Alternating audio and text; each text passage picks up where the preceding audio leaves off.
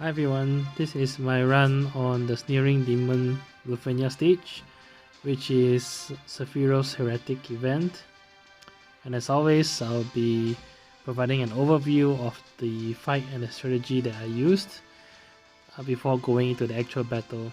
I will also be providing a timestamp in the video description that you can use to jump ahead to the section that you are interested in. So coming to this fight, it's a single wave of a pair of Sergeant Imp, and you see that over here they are heavily resistant to magic and they absorb holy, so that already restricts the party members that you can bring. Notably, Kuja cannot be used because his Holy Enchant and Holy Imperil will not work with the Holy Absorb in this fight. So I think there are three things that you really need to prepare for in this fight. The chief of which, the one that gives the biggest problem by far in this fight, is the Lufenia Orb. So the Lufenia Orb from this event onwards have progressed to the point where you actually cannot let the orb trigger. There is nothing in the game now that will allow you to survive the orb trigger attack.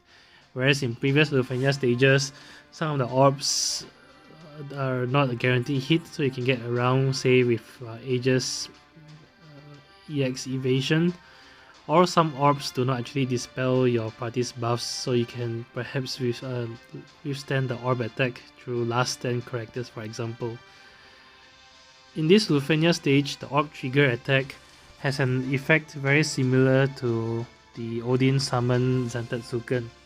If you remember from the Odin fight, the Zantetsuken is an instant KO if it breaks or attacks a party member that is broken. So it's the same for this orb. It will just set your entire party's HP to 0 and will bypass evasion and last stand abilities. So you cannot let the orb trigger. The problem though is that there is nothing that will increase the orb count, and there is nothing short of using summon or burst that will pause the orb count as well, which essentially translates this entire fight into a DPS race.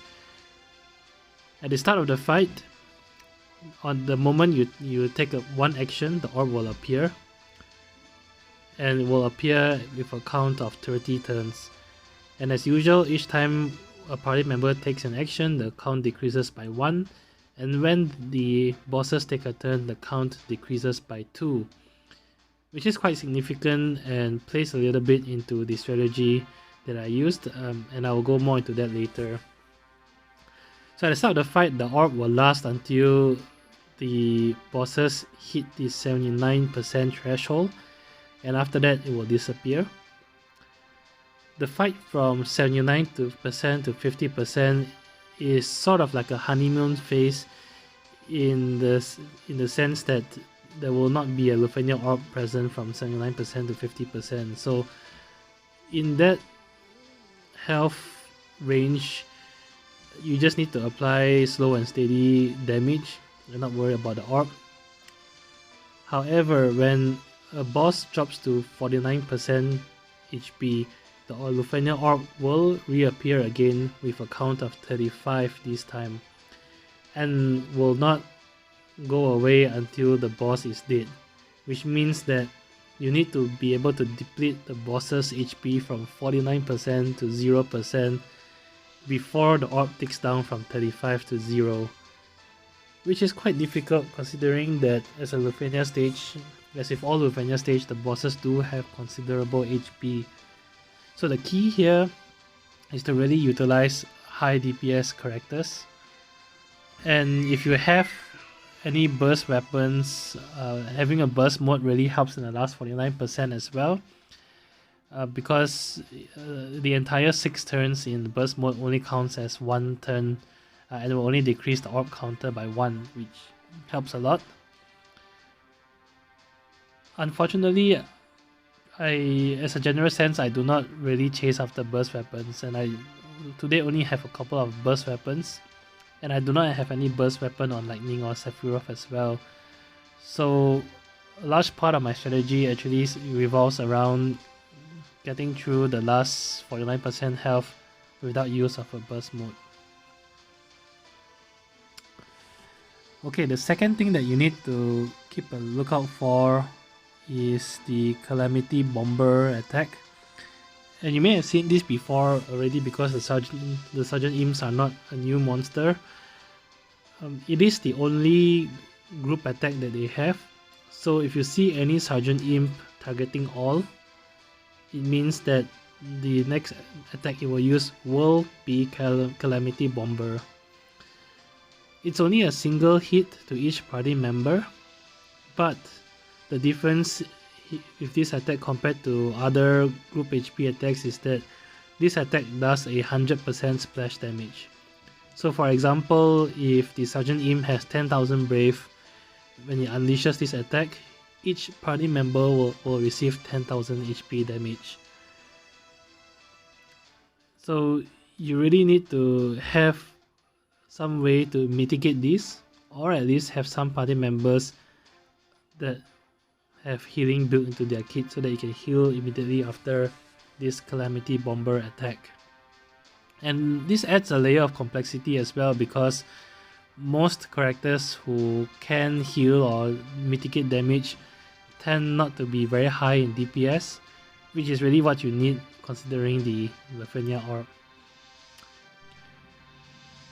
Okay, the third thing that you really need to fully understand in order to master this fight is the mechanics surrounding the roll switch and the red aura that they have when they hit 39% and 49%. So I'll start off with the roll switch first. So every 10 character actions that you take, the imps will switch roles. And there's always one imp in support mode and one imp in attack mode. You can tell which is which because the support mode will be targeting you. The support mode will be targeting the other imp, and the attack mode will be targeting you. When they switch modes, they will not immediately change their targets until they have taken their next turn. So this may be confusing for you. And the best way to get around that is to just keep a very close eye on the text prompt. The game will tell you when they switch modes, and you do need to pay very close attention and remember at all times which imp is the attack imp and which imp is the support imp. When they switch modes, the new support imp will grant itself a brave shield called Ballistic Shield, and this shield is exactly the same as Warrior of Light shield, and that it will absorb all brave damage until it is dispelled, and you need to either find a way to dispel the shield or deal enough brave damage to dispel it. At the start of the fight, the shield is roughly about 60,000 bravery points, which is a lot, and at the last 49% of the health due to the Lufenia stat increase, the shield can be as high as more than 80,000 bravery points, which is really quite significant. Now, to make matters worse is the mechanics surrounding the red aura. So when the imps first hit 79% and 49% health, either one imp or both imps will go into red aura. The red aura serves as another layer of protection because when the red aura is up, any brave damage dealt to the imp will be reduced to 1, which makes it very difficult to break. And to make matters worse, when an imp is affected by the red aura, its next attack will automatically change to Calamity Bomber. So you really do not want both imps to be in red aura, because if that happens, you do not have any imp that you can target, and you lose many turns of damage because all your hits will be doing 1 bravery damage only. And if both imps are in red aura, you will have to suffer 2 Calamity Bombers back to back, which is very difficult to tank, even with most tanks in the game. It is possible to only allow one imp to have red aura, and the way to go about that is to always ensure that the attack imp hits the 79% and 49% threshold first before the support imp. And once that happens, you need to then quickly bring the support imp into the 79% and 49% threshold before it changes mode into attack imp. If say one imp is at the 79% or 49% threshold, and you take too long to bring the other imp down to the HP level, and the imp suddenly change modes, the new imp will also go into red aura mode when it hits the HP threshold. So in short, the way to get around this and to guarantee that you only deal with one red aura imp at 79% and 49% is to simply bring the attack imp to 79% and 49% first, and very quickly right after that bring the support imp to that same HP threshold. And because you want to quickly bring the support imp to the same HP threshold very quickly, you do want to try to damage them as evenly as possible and bring the attack imp down to 79% and 49% when the support imp is also very close to that, so that you don't have to deal too much damage to trigger the support imp changing modes. If you are successful, only the attack imp will gain the red aura, and then you will be able to just have to deal with one calamity bomber. Beyond that, once both imps hit 79% and 49% HP threshold, they will also automatically cleanse all their debuffs, and you need to reapply all your debuffs again. So I know it sounds quite confusing the way I explain it. I've thought of ways of how to explain this, but there isn't a straightforward way. I'll go more into it during the video, and I'll try to explain it as you see the fight in the video itself. So, coming to the party composition that I used, and trust me, like I said, I used many different party compositions, tried many different strategies without burst weapon. Let me show you screenshots of some of the failed runs that I took. I came pretty close quite a few times in this Lufenia run. You can see here, this is a run with Kurasame-Lightning and Reno.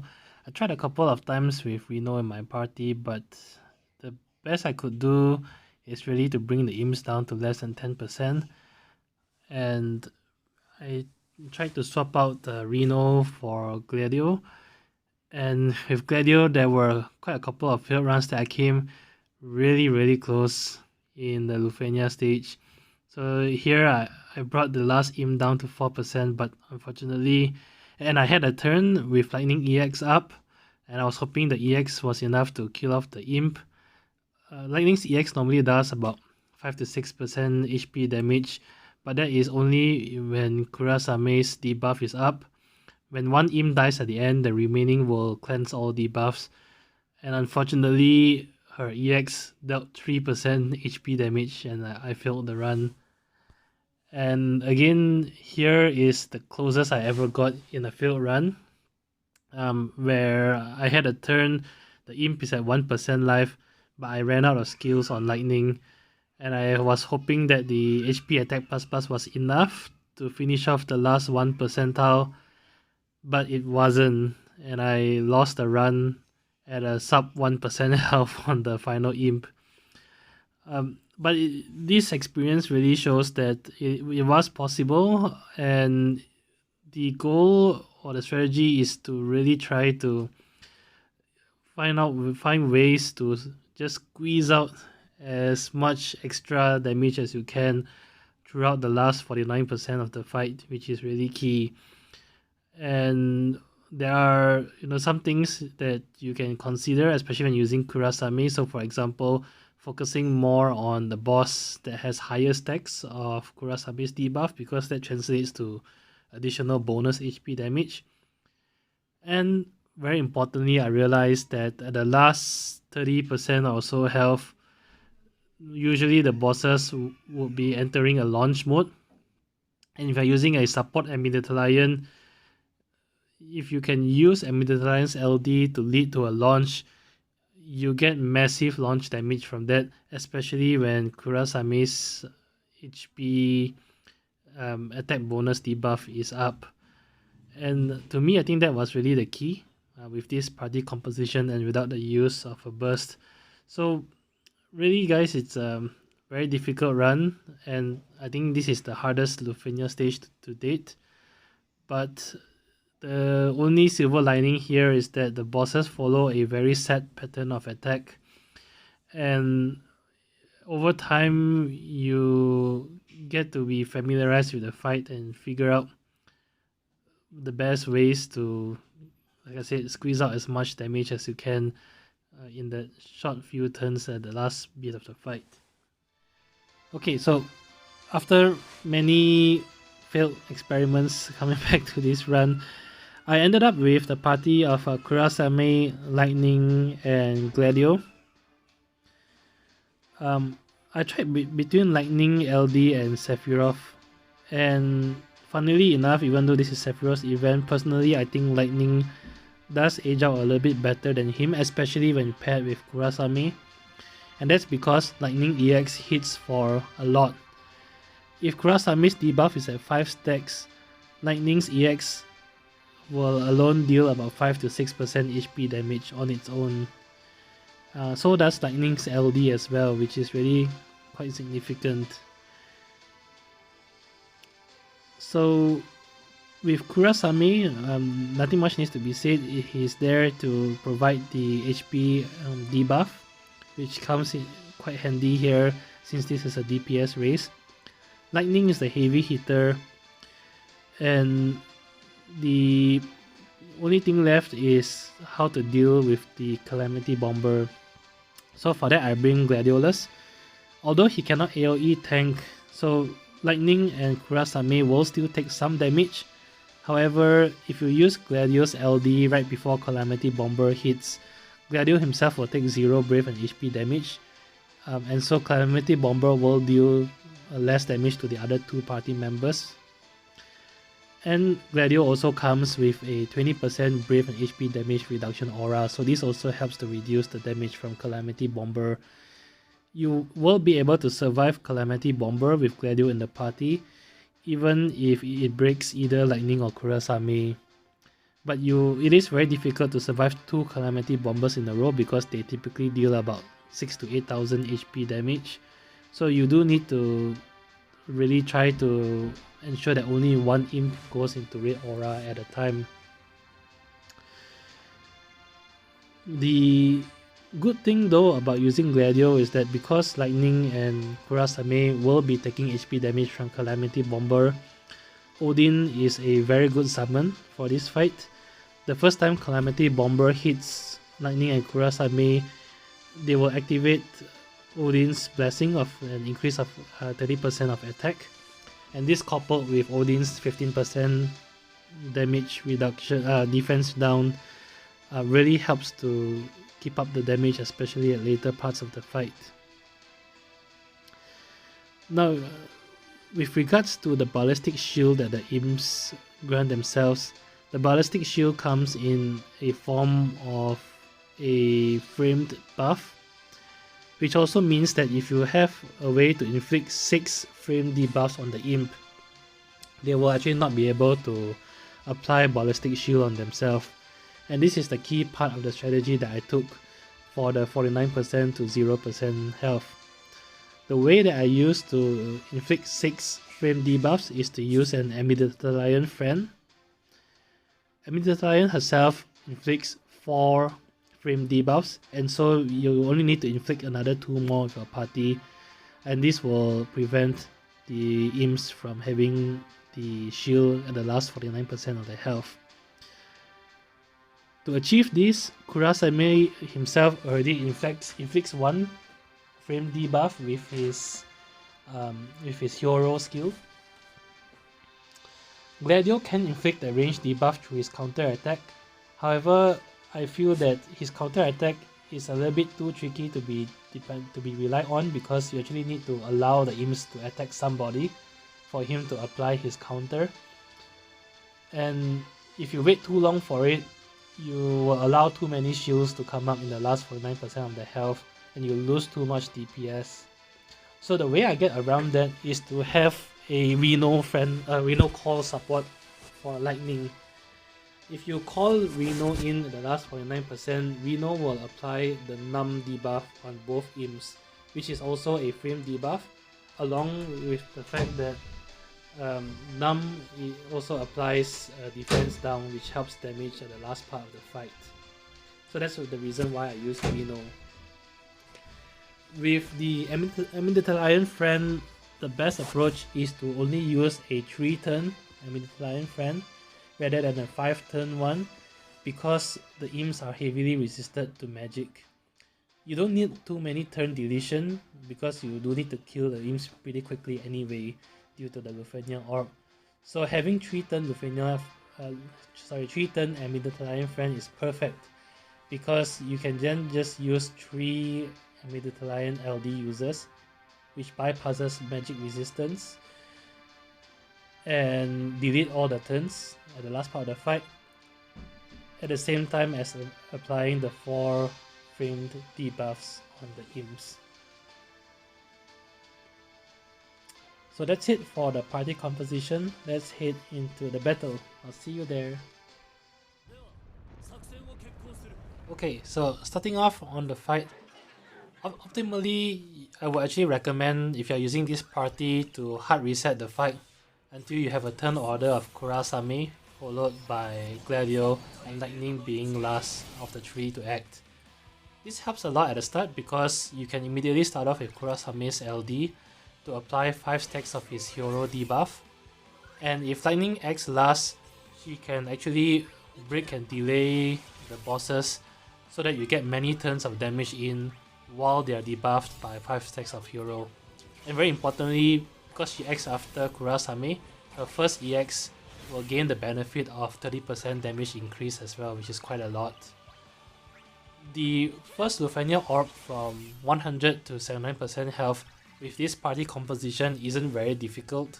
In fact, in almost all the runs with this party, I can bring them down to 79% and still have about 8 to 10 turns left on the orb counter, so it's a very comfortable start. The rotation I use for Lightning at the start is to use Spark Strike into EX to delay one imp, and then followed that by another Spark Strike. I realized that if she acts last between the 3, her free Spark Strike after EX will always lead to her getting another immediate turn. And you can then follow this up with her LD, get 3 more turns, and will lead you to another fully charged EX where you can use her EX to delay the other imp. So this gives you many turns of damage in while the imps are debuffed with 5 stacks of Hyoro. One note also about Gladio is you do not want to use his LD at the start of the fight. The imps will not use Calamity Bomber until they are below 80%, and you need to save his LD for it. Okay, so this is the text prompt in the game that tells you when the imp is changing stance. And like I said earlier, you really need to pay attention to this and to always know which imp is the support and attack imp. So now I know imp A is the support imp and imp B is the attack imp. And it means that I want to bring imp B to 79% health before imp A, unless they change stances again before I do so.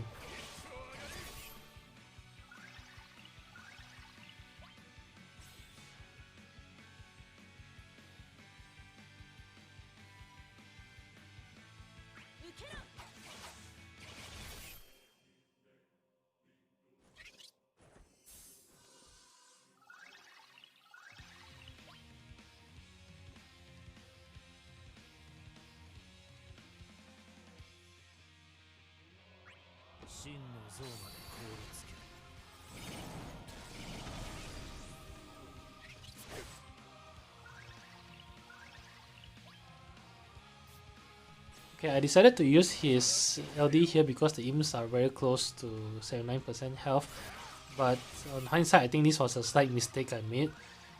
It would be better if you can actually hold off right until you see Calamity Bomber being killed on the imp.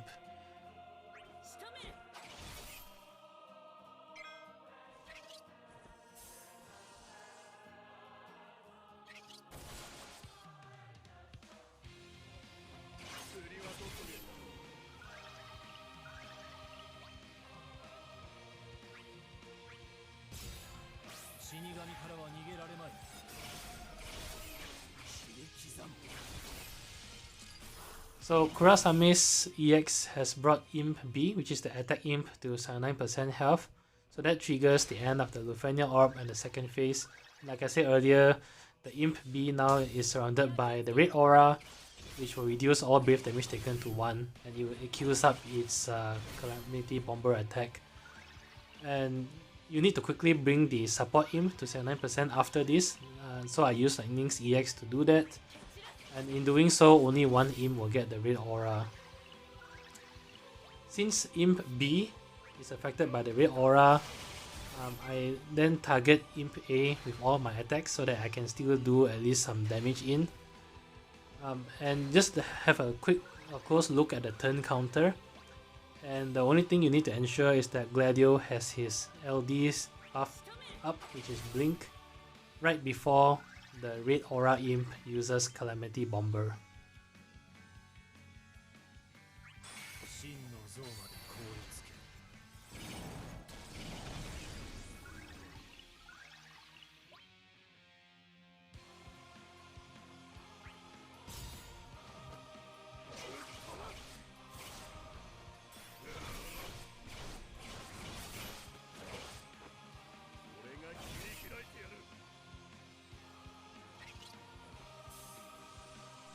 Okay, so this is the Calamity Bomber attack. Gladio doesn't take damage, and Kurasame and Lightning took about 6500 HP damage, which is actually nice because they now have the 30% bonus attack blessing from Odin activated.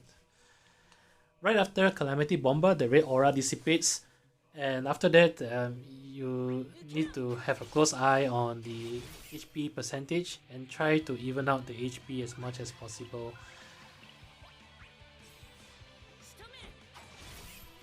From the 79% to 50% HP range, the imps can use Calamity Bomber more than once. So you really just need to keep a close eye on the imp's target. If you see the imp targeting all, you need to ensure Gladio has his LD buff up before it gets a turn. If he doesn't have Blink, then you need to reuse his LD. You do need to save one LD use for the final 49% health. So if you are forced to use all his LD skills before you hit 49%, then you have to reset the fight. It shouldn't be a problem. I've never had this issue. You just need to deal slow and steady damage to the imp throughout the phase. So here, Imp A is targeting all, so I know it's about to use Calamity Bomber, so I prepared Gladio's second LD use before that. Tanked the hit. The Lightning and Kurasame took some damage here, but it's okay, they can heal after that.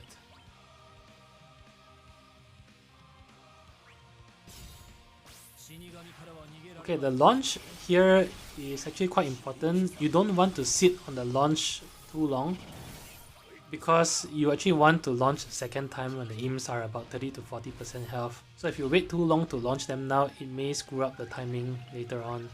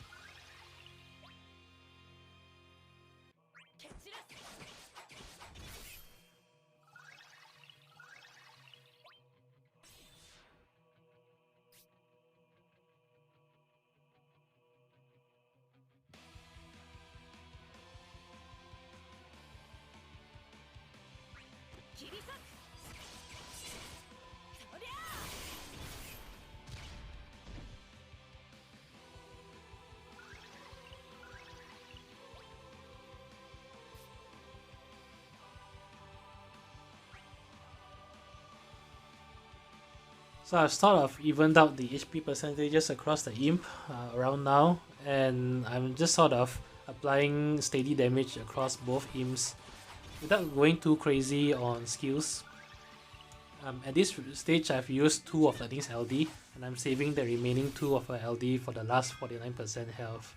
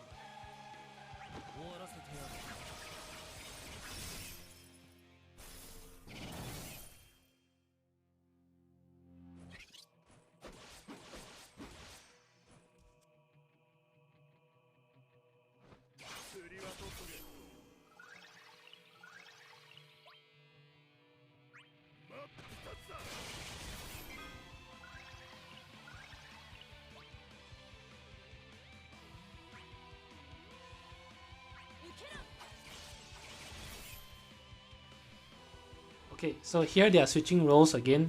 So Imp A is attack and Imp B is support. So at this stage, you want to bring Imp A to 49% health. If you are very near the 49% health mark and the Imp hasn't changed modes for quite some time, you may actually just want to wait and use brief attacks until they change their modes.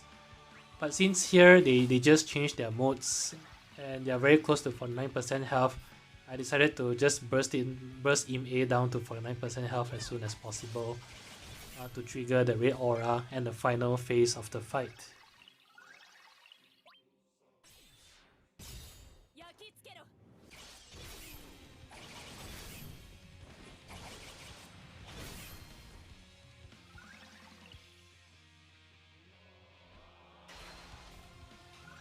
Okay, so this is the final phase of the fight. Imp A has hit 49% health. The Lufenia orb has appeared again. It has the red aura and it is preparing Calamity Bomber. So as similar to the 79% health, once Imp A is in the final phase, you want to quickly bring the support Imp, which is Imp B, to 49% health as soon as possible before it changes modes. If it changes to attack mode before it hits 49% of the health, it will gain the red aura as well. So that's why you see me quickly focusing it down even though it has a bravery shield up. Okay, so Imp B has also hit the 49% HP threshold. And similar to what I did at the previous phase of the fight, the only thing you need to do here is focus on the Imp without the red aura first so that you can deal some steady damage. And just have Gladio use his last and final LD before the red aura Imp uses Calamity Bomber. Here you will see me using the Reno call as well. The moment both Imps have cleansed all their debuffs at the 49% health, this is when you want to apply the Numb debuff with Reno. It will help you with the defense down, and very nicely when the Imp uses Calamity Bomber, Numb will also delay it for 2 turns, which helps you get in additional turns of damage after that. It is also a preparation because I'm about to swap out Gladio for the Amidatelion friend support.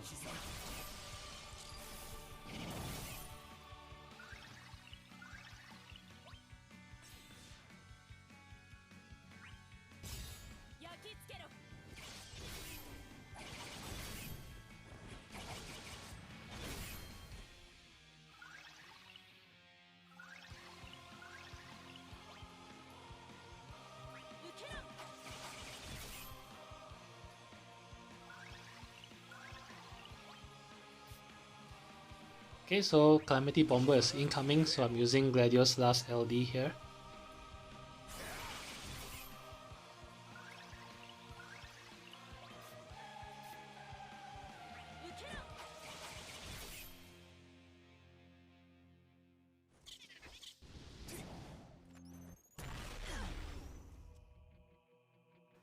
Okay, so Calamity Bomber has been used, red aura is gone.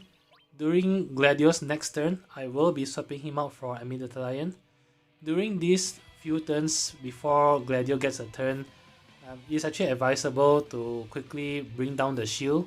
So otherwise when Amidatelion is in play, the shield will actually prevent you from applying 6 frame debuffs. So it is actually better to attack the shield before you bring in the friend Amidatelion.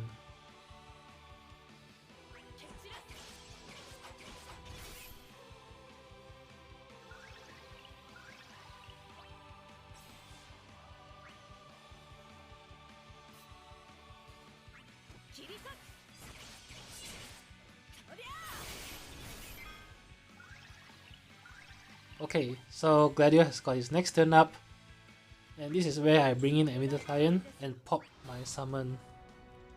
So Amidatelion only has 3 turns, and this is on purpose because I don't want her to take too many turns and she only has 3 use of her LD anyway.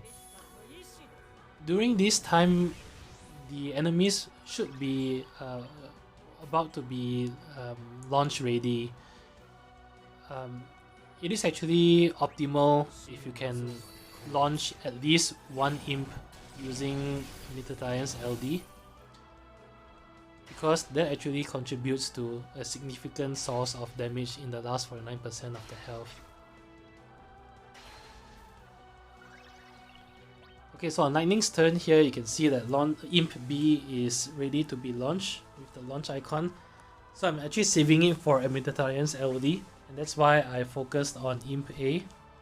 You do need to keep a very close eye during each of Lightning's turns, because if you take too many turns not hitting Imp B, the launch status will fade, and you need to quickly hit it again to, I guess,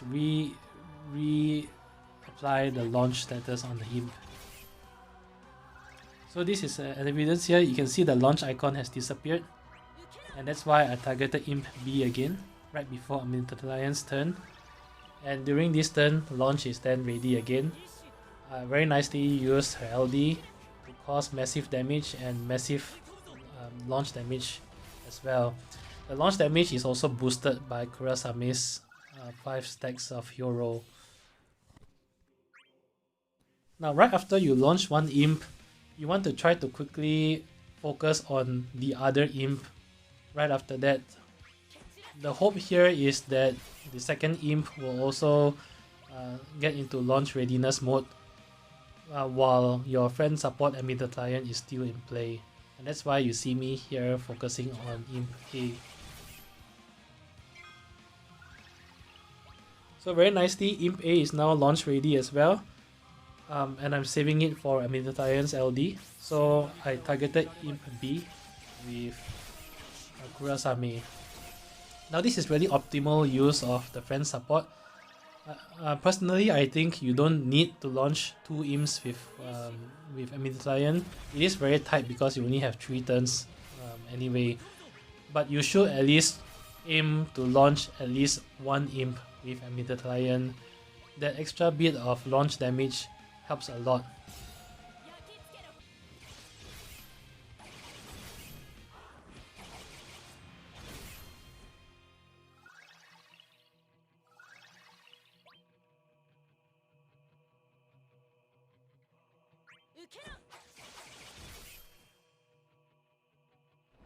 And that's it. Because Amidatelion has deleted all their turns and there's 6 frame debuffs on both the imps. You can see here they tried to actually apply the shield, but the frame debuffs are preventing the shield from appearing. So after you've deleted the turns and applied the 6 frame debuffs, it's really just a race to the finish on whether you can kill off the imps before the Lufenia orb ticks down to 0. If you've followed the damage pretty closely, similar to what I did, and you manage to launch one of the imps with Amidatellion's LD, you should be able to kill off the imps before the Lufenia orb expires. One note about the final phase of the fight here is that with Lightning, the priority here is not to actually go into her rotation, but to try to quickly get to her EX, because her EX deals about 5-6% damage when they are debuffed with Kurasame. So you want to pick skills that quickly charges their EX, and you actually do not want to use her HP++ attack here because it charges the EX meter more slowly. You also want to use her EX every time it is up, even if she may have a free skill ready, because the moment you use her EX, you can then start charging her next EX as opposed to delaying the use of her EX.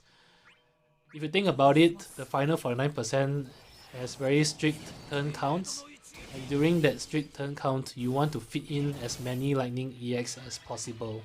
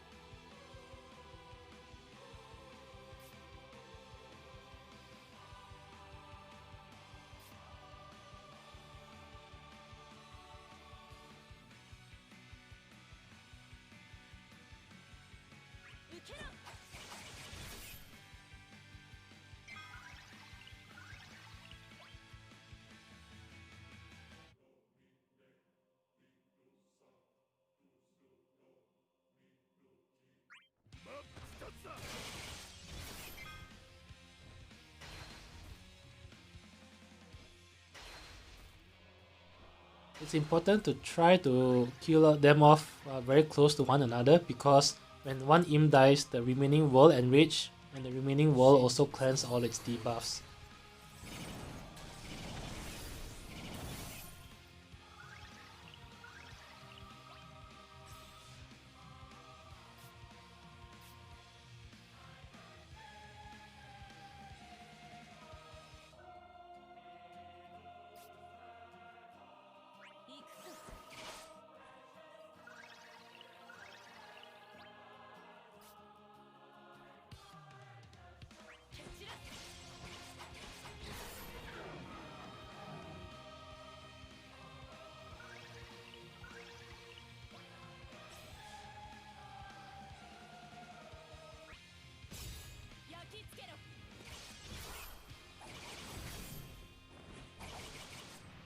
And that's it.